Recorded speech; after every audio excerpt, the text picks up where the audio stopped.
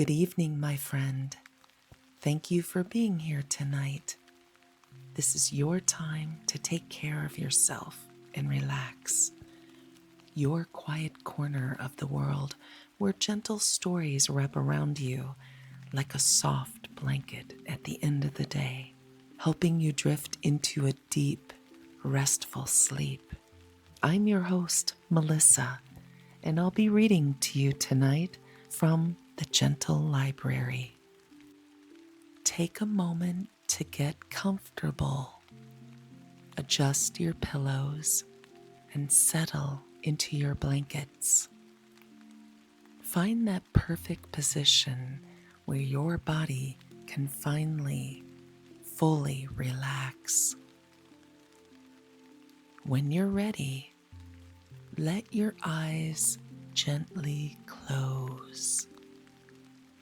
Take a slow, deep breath in through your nose and let it out with a quiet sigh.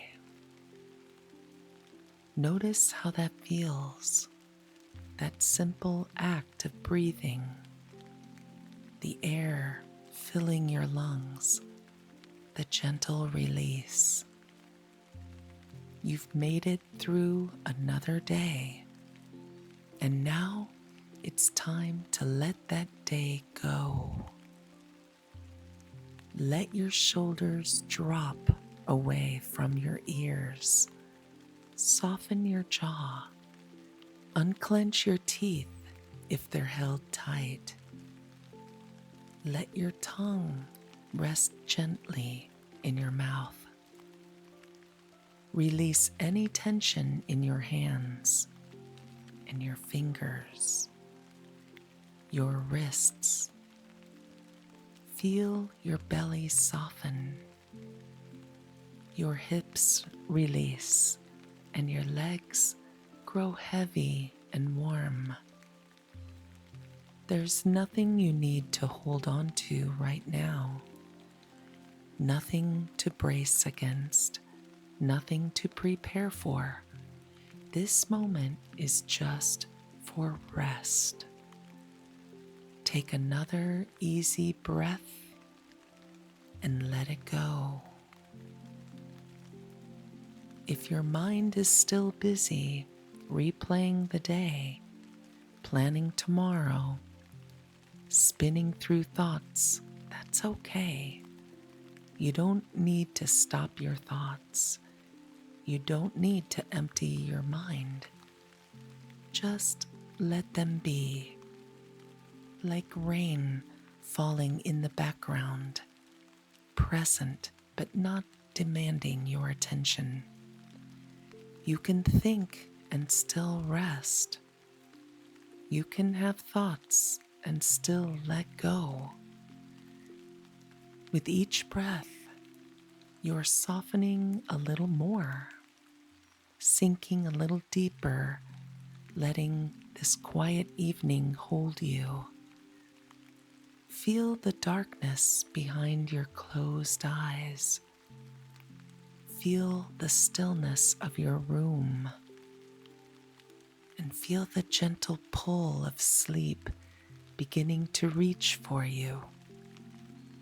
You're safe here, comfortable, held. And as your body continues to settle, let your imagination begin to wander to a rainy evening somewhere peaceful, a cozy room somewhere safe, a quiet moment somewhere warm. Let the world outside fade. Let the day release and step with me into tonight's gentle story.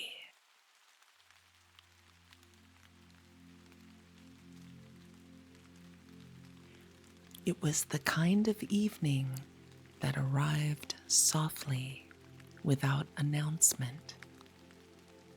The rain had started sometime after dinner. Not a storm exactly, just steady rain. The kind that settles in for the night and doesn't plan on leaving until morning. Inside Hannah's kitchen, the windows showed nothing but darkness and the occasional streak of water running down the glass. The world outside had disappeared into wet blackness. But inside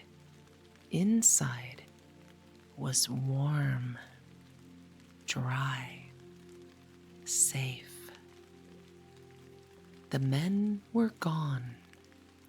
Joseph and the boys, Ronald, Douglas, and Matthew, had left that morning for their annual hunting trip up north. 3 days in the woods. 3 days of rifles and campfires and stories Hannah didn't need to hear. Which left the house to the women. Just Hannah and her 2 girls, June and Sabrina. And Henry, of course, their little dachshund, who went wherever the people went, especially if there was any chance of food being involved. They'd been sitting in the living room after supper, June reading by the lamp, Sabrina mending the hem on a skirt, Hannah just resting in her chair after a long day of laundry and weeding the garden when the lights went out.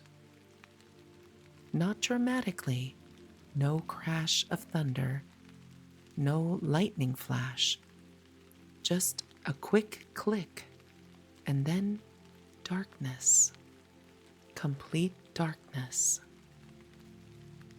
The kind of dark you only get in the country when there are no street lights, no neighboring houses close enough to cast a glow. Just the rain and the night and the sudden absence of every familiar hum and buzz that comes with electricity. "Well," Hannah said into the blackness, "that's that."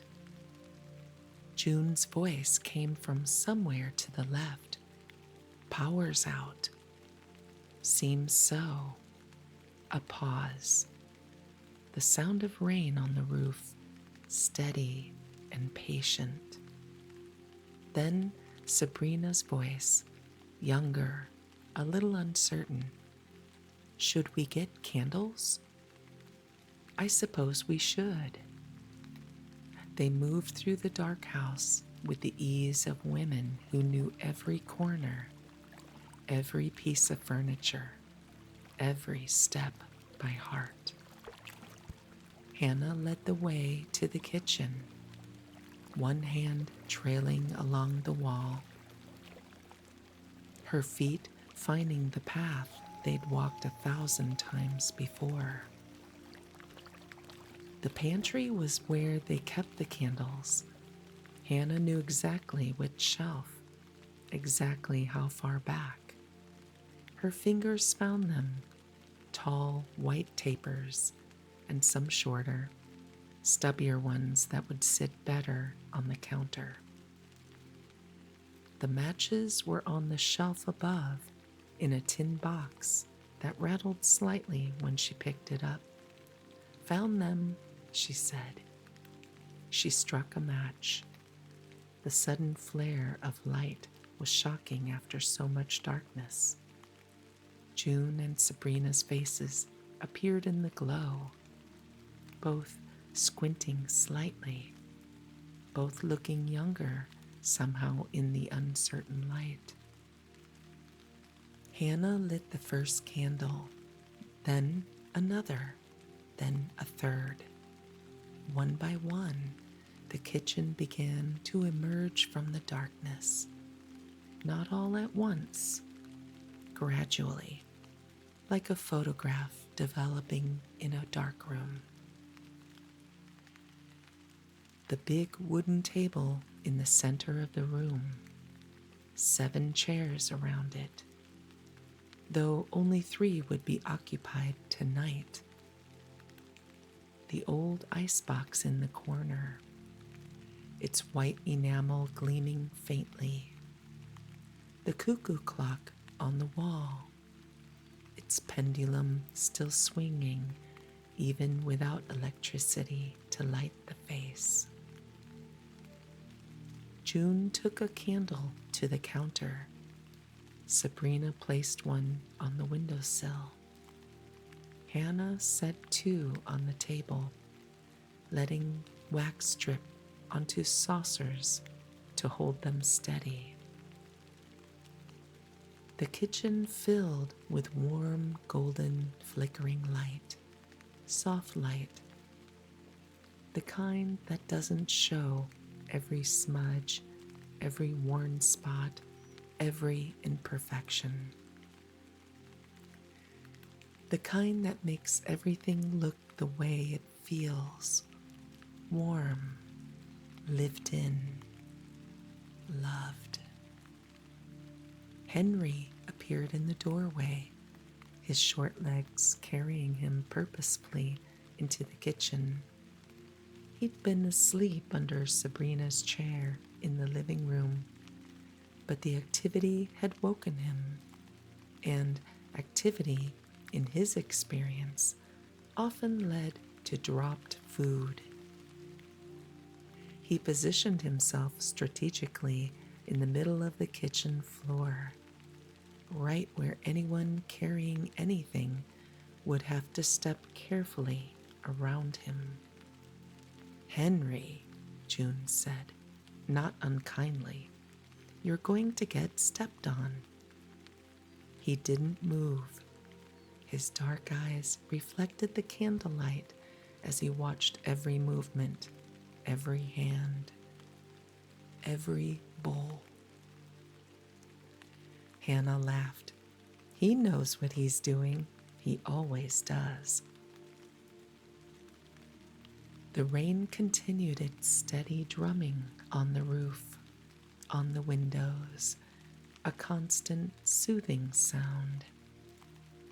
Inside, the candles flickered gently, their flames dancing in the slight drafts that came from under the doors, through the cracks around the old windows.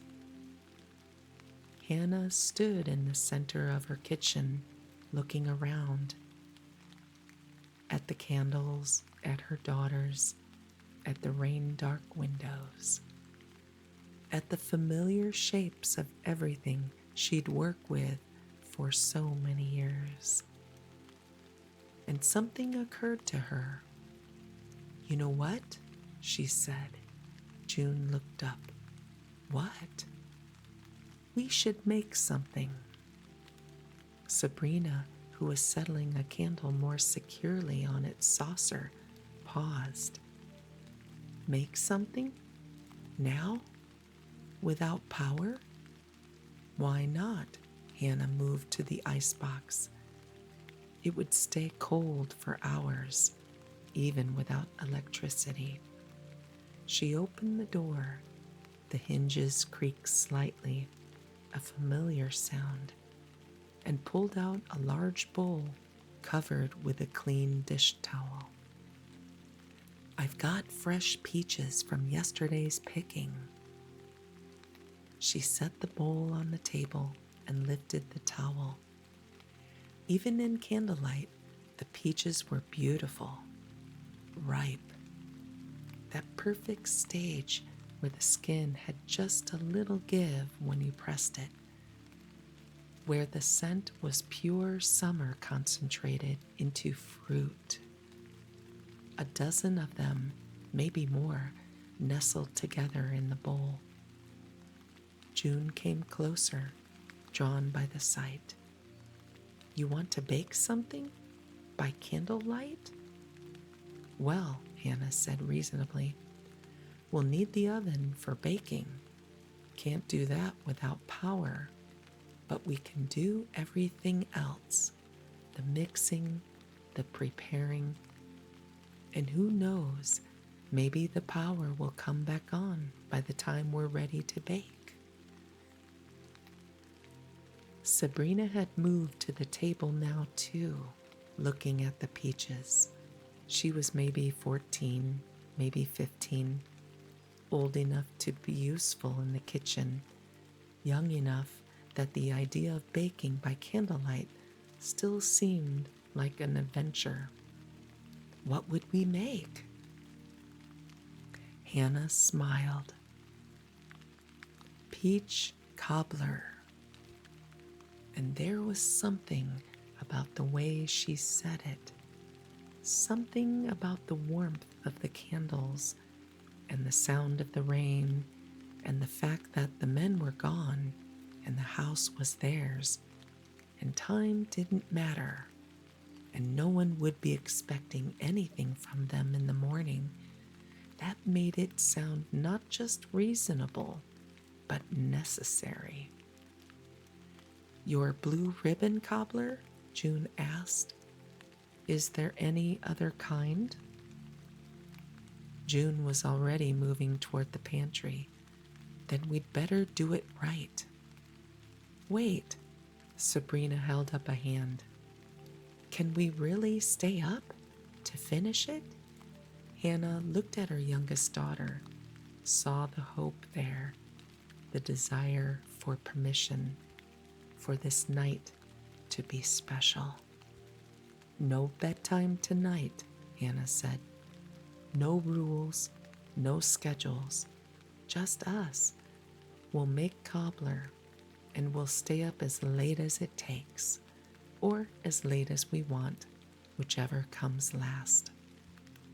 Sabrina grinned. June smiled. And just like that, it was decided. They would make peach cobbler by candlelight on a rainy evening while the men were away and the house was theirs. Henry, sensing that extended activity meant extended opportunity for food, settled himself more comfortably on the kitchen floor. He rested his chin on his paws, but his eyes stayed open, alert, ready. The pantry door opened, the wood door with the glass knob that caught the candlelight and threw little prisms of light across the wall. Hannah pulled out flour in a tin canister, sugar in a glass jar. The butter was in the icebox, wrapped in wax paper. Salt in a small dish, the rolling pin from its hook on the wall. They gathered everything on the big table, the bowl of peaches in the center, the other ingredients arranged around it like an offering. First, Hannah said, we washed the peaches. It was a simple thing, but in candlelight, with the rain falling steadily outside, it felt like a ritual. June pumped water at the sink. The old pump groaned slightly, then delivered cold, clear water into the basin. One by one, Hannah took the peaches and washed them. The water ran over the fuzzy skin, beating up, catching the light. She dried each one carefully with a clean towel before placing it back in the bowl. The smell of them filled the kitchen, sweet and ripe. The scent of late summer, of long, warm days, of county fairs and pie contests, and everything good about August. Now, Hannah said, we peel them. She picked up her paring knife, the small one with the wooden handle worn smooth from years of use, and demonstrated. a small cut at the top of the peach, just breaking the skin. Then, with patient, careful movements, she peeled the skin away in long, curling strips. The flesh underneath was golden, perfect. The secret, she said, working steadily, is to use peaches that are just ripe, not too hard. You can't peel them properly if they're too hard, and not too soft. They'll fall apart in the cobbler, and you'll end up with mush instead of pieces. Right in the middle, when they smell like summer and give just a little when you press them. June picked up another knife and began peeling her own peach. Sabrina did the same. They worked in comfortable silence for a while. The only sounds were the rain, the soft tick of the cuckoo clock, the slight scrape of knives against fruit, the gentle plop of peach skins into the scrap bowl. The candles burned steadily. Their light was softer than electric light, kinder.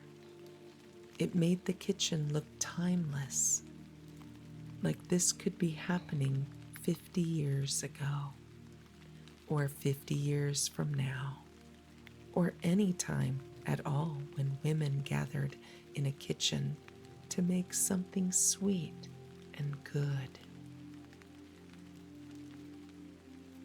"When did you learn to make this?" Sabrina asked. "My mother taught me," Hannah said. "When I was about your age, maybe a little younger. She won a ribbon at the county fair every year for her cobbler. Blue ribbon, 3 years running." "And then you started winning," June said, smiling. "I did," Hannah finished, peeling another peach. 4 years now, 4 blue ribbons. And you know what the real secret is? Cold butter, June guessed. "That's part of it, but the real secret," Hannah paused, looking at both her daughters in the candlelight, "is making it with people you love. My mother made hers with me. I make mine with you. Can't make good cobbler without that." Sabrina smiled. They finished peeling the peaches, 12 of them, golden and glistening in the bowl. Hannah showed them how to slice them. Not too thick, not too thin. About the width of a finger. Thick enough to hold their shape during baking. Thin enough to soften properly. The sliced peaches went into the large baking dish. Hannah added sugar. Not too much. The peaches are sweet enough on their own, just enough to bring out the juice. And a tiny sprinkle of cinnamon. Just a whisper, she said. You should barely know it's there. She tossed the peaches gently with her hands, coating them in the sugar. The juice began to seep out almost immediately, pooling at the bottom of the dish. "Now," she said, wiping her hands on her apron, "the topping." This was where the real work began. Hannah measured flour into a wide bowl, added sugar, salt, a little baking powder, mixed them together with her fingers, breaking up any lumps. "The secret to a good cobbler crust," she said, reaching for the butter in the icebox, is to keep everything cold. Cold butter, cold hands if you can manage it, cold bowl. She unwrapped the butter, pale yellow, fresh from churning just a few days ago, and cut it into small cubes with a knife. "Now watch," she said. She dropped the butter cubes into the flour mixture. Then, using 2 knives, one in each hand, she began cutting the butter into the flour. Quick, decisive movements, the knives scissoring through the mixture, cutting the butter into smaller and smaller pieces until it looked like coarse crumbs. "You could use your hands," she said, still cutting, "but then your warm hands would melt the butter. Cold butter makes flaky crust. Melted butter makes tough crust. And tough crust on a cobbler is a crime." June laughed. She'd heard her mother say this before, many times. But in the candlelight, with rain falling outside and the kitchen warm and golden around them, it sounded fresh, important, like wisdom worth preserving. When the butter was cut in properly, tiny pieces evenly distributed throughout the flour, Hannah added cream, just a little, enough to bring the dough together. "Don't overwork it," she said, mixing with a fork, "just until it comes together. If you work it too much, you develop the gluten, and then you get tough crust. Remember, tough crust is a crime." "A crime," Sabrina repeated, grinning. The dough came together in shaggy clumps. Hannah gathered it gently, pressed it into a rough disc, and set it on a floured section of the table. "Now we roll it out," she said. But just as she reached for the rolling pin, Henry made a small sound.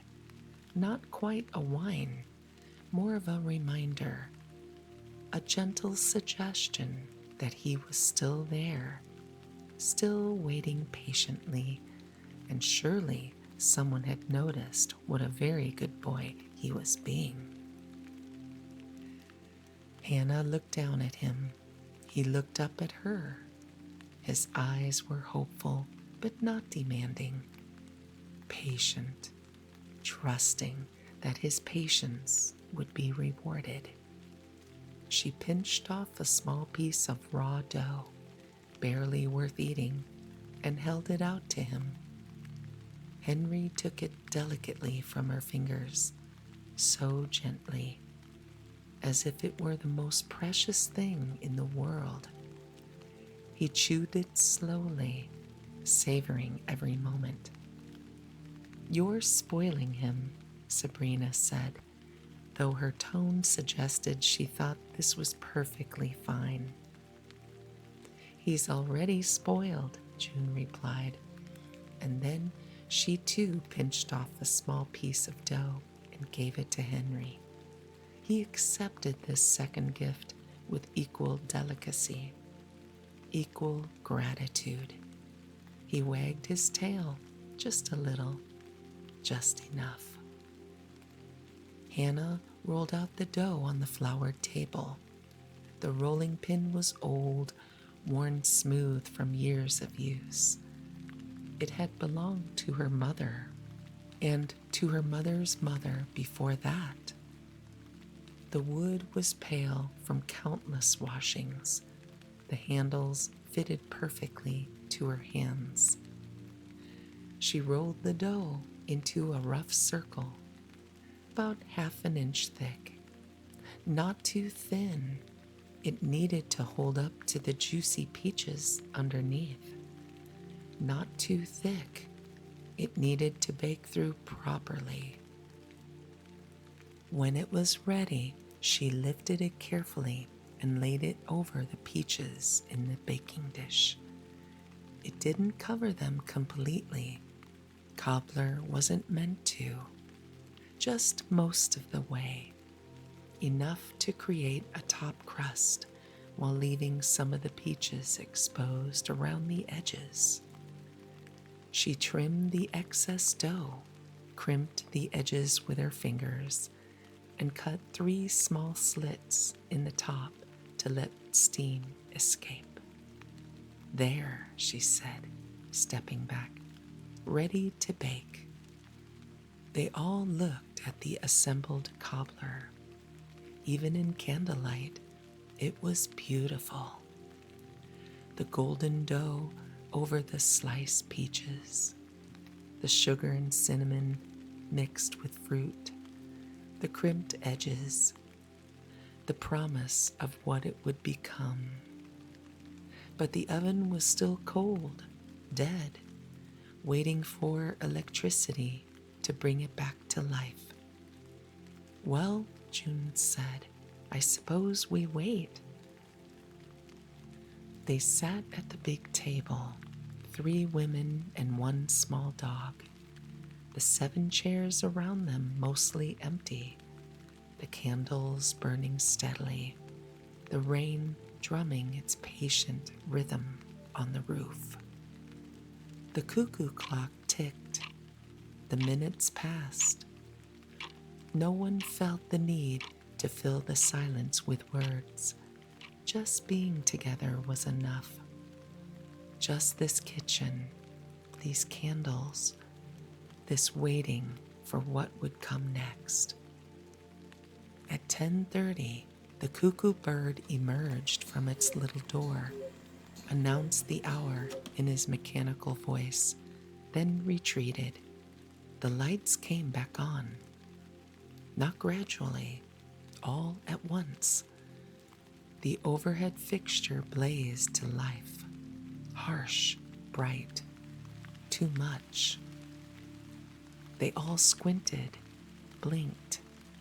The kitchen that had been so soft and golden in candlelight suddenly looked ordinary. Every worn spot on the linoleum visible. Every smudge on the wall. Every imperfection exposed by the unforgiving electric light. June stood, reaching for the light switch, but Hannah got there first. Click. The overhead light went dark. The kitchen returned immediately to the soft golden glow of candlelight. We started by candlelight, Hannah said, smiling in the warm light. We'll finish by candlelight. She moved to the oven and turned the knob. Click, click, click went the igniter. Then whoosh, the soft sound of gas catching, a flame blooming to life inside the oven. The oven hummed. The temperature dial glowed faintly in the darkness, the only electric light they'd allow, just enough to know the oven was working, not enough to ruin the candlelight. Perfect, Anna said. We have fire for baking and candles for light, everything we need. She slid the cobbler into the oven and closed the door. And now they waited again. But this time it was different. This time the oven was warm. The smell would start soon. The transformation from raw ingredients to something golden and bubbling and perfect was underway. They cleaned up while they waited, washed the bowls and spoons in the basin, wiped down the table, put away the flour and sugar, swept up the fallen bits of dough from the floor, though not before Henry had inspected every crumb carefully, just to be sure nothing edible was being wasted. The rain continued, sometimes heavier, sometimes lighter, but always there, a constant presence. The sound of it mixed with the quiet sounds of the kitchen, water in the basin, the soft scrape of a broom, the tick of the clock, the gentle hum of the oven doing its work. The smell began slowly. First, just a hint, the faintest suggestion that something was baking. Then the sweetness of the peaches as they softened and released their juice. Then the butter in the crust beginning to brown. Then the sugar caramelizing, the cinnamon warming, the dough baking into golden perfection. All of it together, creating a scent that filled the kitchen, that drifted into the hallway, that would linger in the curtains and the dish towels, and even their hair for days afterward. The three women sat at the table again, Henry underneath, chin resting on Hannah's foot, eyes half closed but still alert. Outside the rain fell, inside the candles burned, the oven worked, the cobbler baked. They didn't talk much, there wasn't much need to. Sometimes the best conversations are the ones that don't need words, just presence, just being together in a warm kitchen on a rainy night while something sweet bakes in the oven. June rested her chin in her hands, watching the candle flames dance. Sabrina traced patterns in a bit of flour left on the table. Hannah just sat, peaceful, content, present in this moment with her daughters, in this kitchen, on this rainy evening that had somehow become exactly what it needed to be. At 11 o'clock, the cuckoo bird emerged again, announced the hour, and then retreated. Later than any of them would normally be awake. But tonight there was no bedtime, no rules, just permission to be here, together, for as long as they wanted. The timer wasn't electric, just a small mechanical one that Hannah had set, and when it went off with its gentle ring, they all stood at once. Hannah opened the oven door. The smell that emerged was glorious. The cobbler was perfect. The crust golden brown with darker brown spots where the butter had pooled and caramelized. The peaches bubbling around the edges, their juice thick and syrupy. The 3 steam vents releasing tiny wisps of fragrant air. "Oh," Sabrina breathed. Hannah pulled the cobbler out carefully, hot pads protecting her hands, and set it on the stovetop to cool. They should have let it cool longer, properly, but who could wait when it smelled like that, when it looked like that, when the rain was still falling and the candles were still burning, and this night felt like it existed outside of normal time somehow. Hannah got bowls, plain white bowls, the everyday ones. She got spoons. She opened the icebox and pulled out the ice cream, which had stayed perfectly frozen despite the power outage, tucked deep in the freezer compartment. she served the cobbler, still warm, still bubbling slightly, a generous scoop into each bowl, then a scoop of vanilla ice cream on top. The ice cream began melting immediately, pooling around the warm cobbler, mixing with the peach juice. They sat at the table, 3 women with bowls of cobbler, 1 small dog underneath, hopeful but resigned to the fact that this particular food would not be shared. Hannah took the first bite. The crust was perfect, flaky, buttery, just sweet enough. The peaches were soft, but not mushy, still holding their shape, their flavor concentrated and pure. The ice cream added coldness, creaminess, a perfect contrast to the warm fruit. "This," June said with her mouth full, "is the best cobbler you've ever made." Sabrina nodded, already reaching for another bite. "Blue ribbon worthy, better than blue ribbon."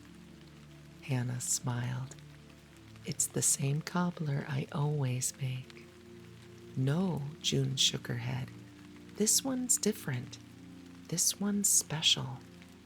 And maybe she was right.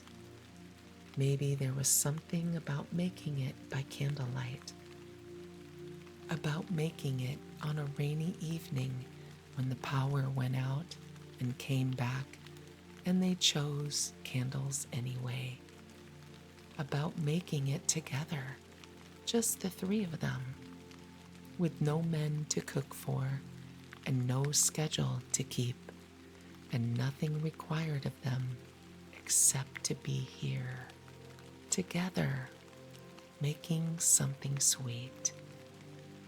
Maybe the cobbler tasted better because of all that.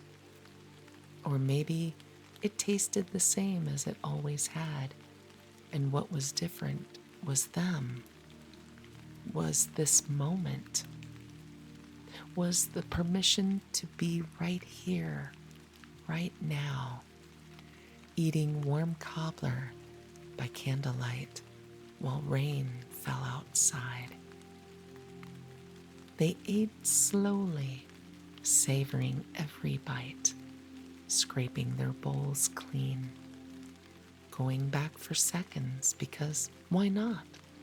Because they could, because this was their night and their kitchen and their cobbler, and they could do whatever they wanted.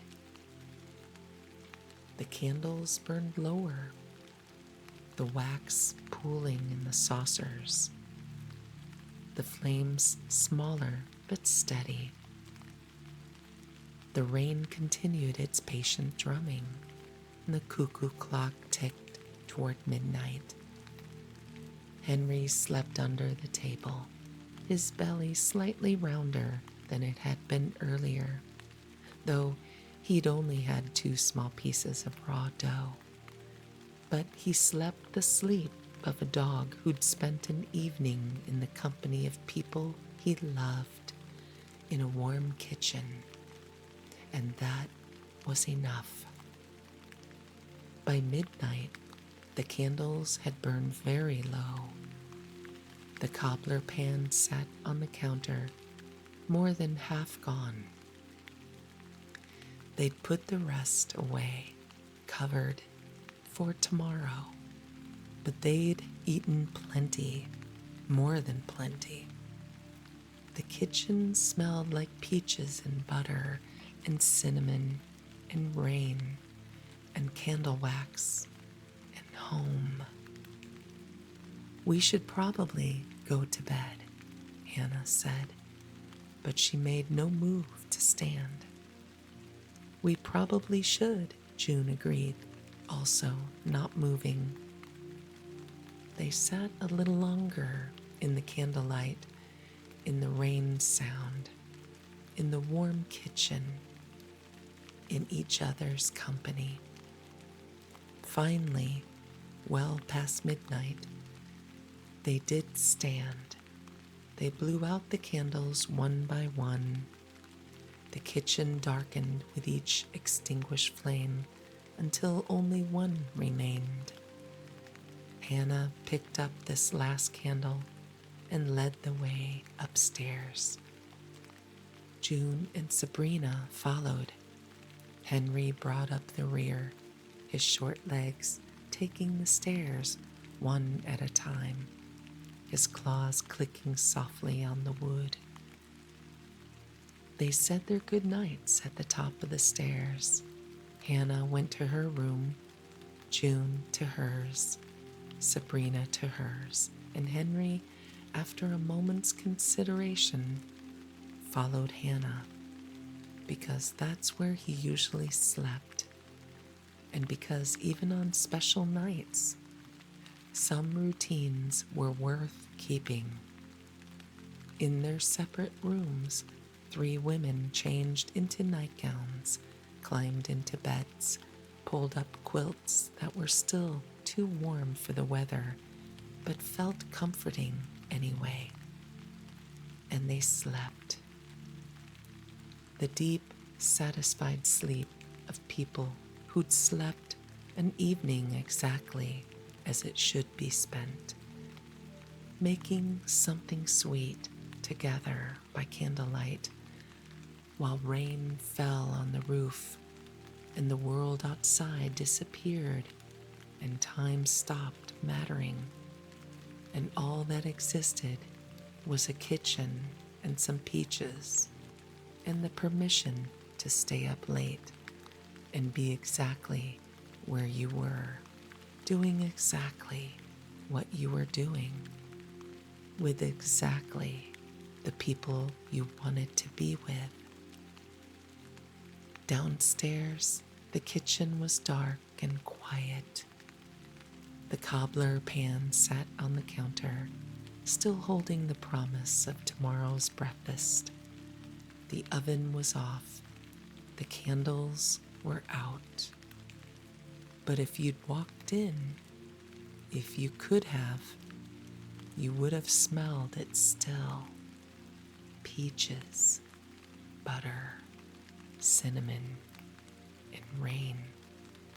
Candlelight somehow, even though candlelight doesn't have a smell, you would have felt it, the warmth that lingers after people have been together, after something good has been made, after an ordinary evening became something worth remembering.